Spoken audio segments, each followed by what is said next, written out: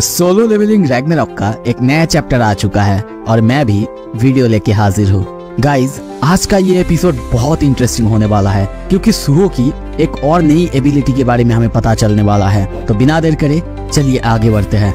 Episode के शुरू में बेरू को देखते हैं। वो वही बात एक्सप्लेन कर रहा था जैसे कि पिछले गेट में, यानी पिछली बार जब एस रैंक डेंजन ओपन हुआ था उसका बॉस वही था। ये सुन के सुहो को पहले विश्वास नहीं होता कि सुहो जैसा कोई वो पिछले डेंजन का बॉस था और वो इतना ताकतवर था कि सारे हंटर्स उससे डर रहे थे।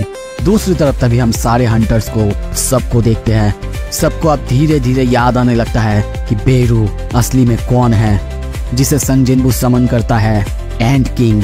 ये सुनते ही दूसरी तरफ हम बेरू को देखते हैं। वो सबको यहाँ पे डराने लगता है पर वो और कुछ कहता, तभी देखते हैं सुहो उसके सर में जोर से एक और पंच मारता है और कहता है, ए, तुम सबको ऐसे डरा क्यों रहे हो जबकि सभी हमारे साइड में है। बेरू कहता है, माफ करना यंग मोनार्क, दरअसल क्या है ना, बहुत दिनों बाद मुझे सुपीरियोरिटी फील हो रहा था, क्या बताऊँ आपको।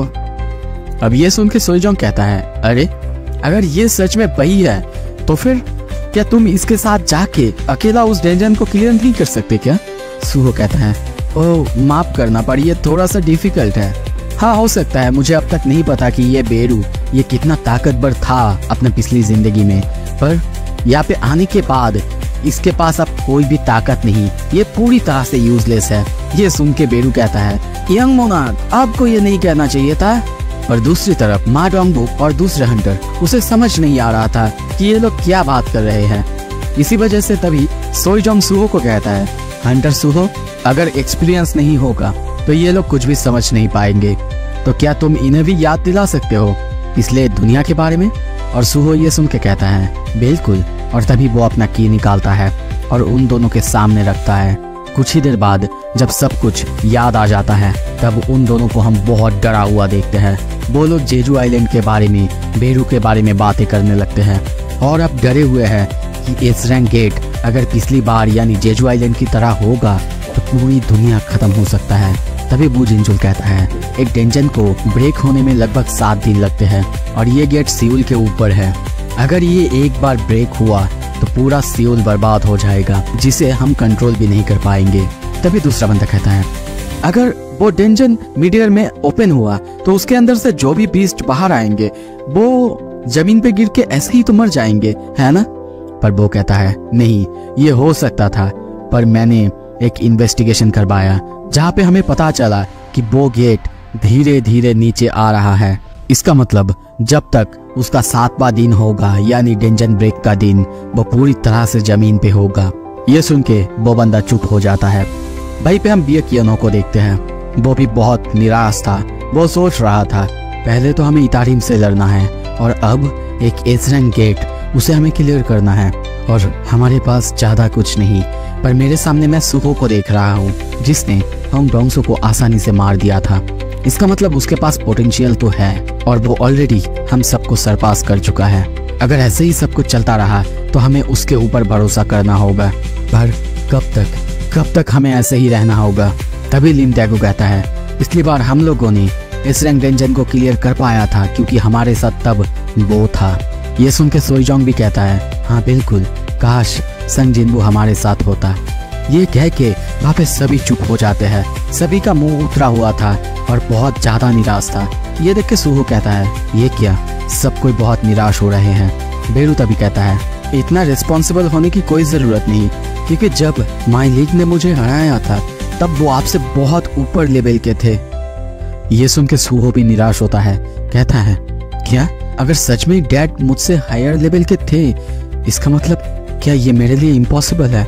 नहीं, इम्पॉसिबिलिटी, ये तो मेरे लिए अब कोई प्रॉब्लम नहीं होना चाहिए।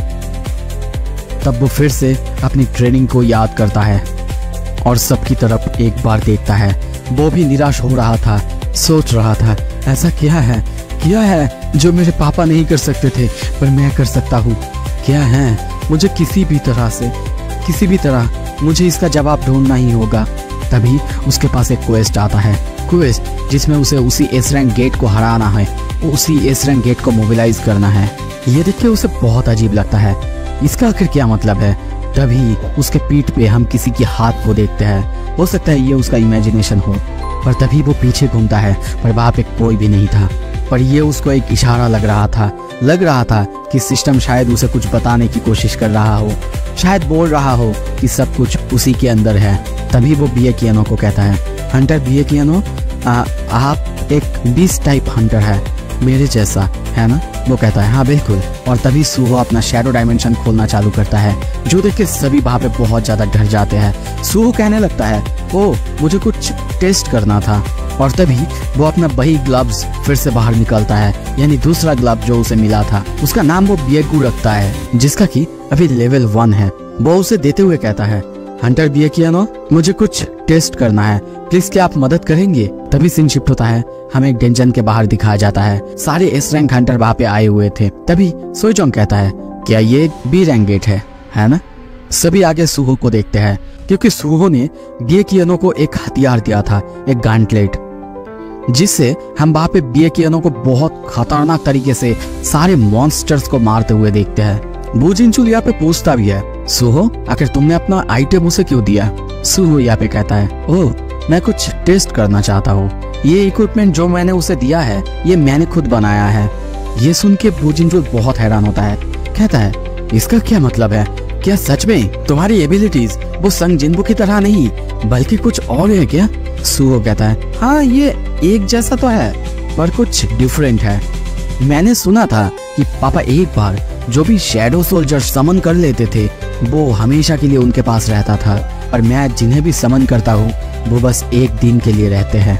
और मैंने ये भी सुना था कि पापा के शैडो सोल्जर्स वो लेवल अप कर सकते थे। इसी वजह से मैं कहता हूँ कि मैं उनके जैसा तो ऐसा कुछ नहीं कर सकता, पर फिर भी मेरी मेथड्स वो थोड़े से अलग हैं। कुछ ऐसा है जो मैं कर सकता हूँ पर शायद वो पापा नहीं कर सकते थे। मैं अपने शैडो इक्विपमेंट्स को शैडो सोल्जर से ही बनवाता हूँ, इसी वजह से शायद वो भी लेवल अप कर सकते हैं। और इसमें और एक स्पेशल चीज है कि वो जो इक्विपमेंट होंगे जिसमें ये स्पेशल एबिलिटी है कि वो लेवल अप कर पाएंगे, वो अपने वेल्डर्स की ताकत को बढ़ा सकते हैं। वो जिनचुल चौंकते हुए कहता है, क्या तुम मुझे अब ये मत बताना कि तुमने उसे जो हथियार दिया है वो भी लेवल अप कर सकता है? तभी सोइजोंग कहता है, तुम ये क्या कह रहे हो? क्या ये सच है? जो वेल्डर होगा यानी जो उस हथियार को पहनेगा वो ताकतवर बन सकता है?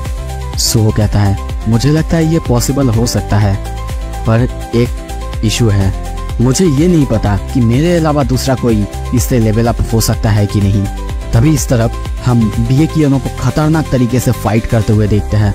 वो सोच रहा था, ये क्या, मेरा बॉडी बहुत हल्का लग रहा है, और सुहो ने मुझे जो हथियार दिया है ये तो जितना मैंने इमेजिन करा था उससे बियॉन्ड है। पर इस सब को भूल जाओ, इसको पहनते ही मैंने नेचुरली एक नया स्किल सीखा। और तभी खतरनाक तरीके से वो आगे बढ़ रहा था। ये सुहो और वो जिनचुल देखता है। सुहो तभी स्माइल करता है क्योंकि उसकी वो गनलेट उसका लेवल बढ़ चुका था। बिएकियानो कहता है, वाओ मेरा बॉडी अब तो काफी हल्का लग रहा है। सुहो तभी कहता है, तो अभी हमारे पास 6 दिन बचा हुआ है, तब तक मैं तुम सबके लिए ऐसा इक्विपमेंट बनाने की कोशिश करता हूँ। तो चलो आगे बढ़ते हैं और साथ मिलके एक साथ फाइट करते हैं। ये सुनते ही सभी जैसे कि पागल हो जाते हैं और उससे अपना अपना पसंदीदा हथियार बनाने के लिए कहते हैं। पीछे से बू जिनचुल वो भी सोचता है, तो क्या एक ए रैंक हो के भी मैं तुम लोगों के साथ फाइट कर सकता हूँ और मैं एक एस रैंक जितना ताकतवर बन सकता हूँ? वो खुश होता है और सोचता है, हंटर संग जिन्बू उसकी ऑथोरिटी वो परफेक्ट था, वो पूरी तरह से फ्लॉलेस था। इसी वजह से शायद उसे किसी की जरूरत नहीं चाहिए था। पर संग सुहो वो अलग है, एक लीडर की तरह है जो कि सबके साथ मिल के काम करना जानता है। क्या मुझे भी मौका मिल सकता है उसके साथ एक साथ फाइट करने का? तो अब सुहो सबके साथ मिल के आगे बढ़ रहा था। वो जिनचुल अब भी सोच रहा है, ये सब कुछ मेरे लिए एक सपनों जैसा है, पर आई होप कभी ना कभी मेरा ये सपना सच हो जाएगा। तो फाइनली ये एपिसोड यहीं पे खत्म होता है। अगर आपको अगला एपिसोड जल्दी से जल्दी देखना है तो मेरे चैनल को सब्सक्राइब जरूर कर लेना और बेल नोटिफिकेशन दबाना मत भूलना। Thank you so much, stay tuned.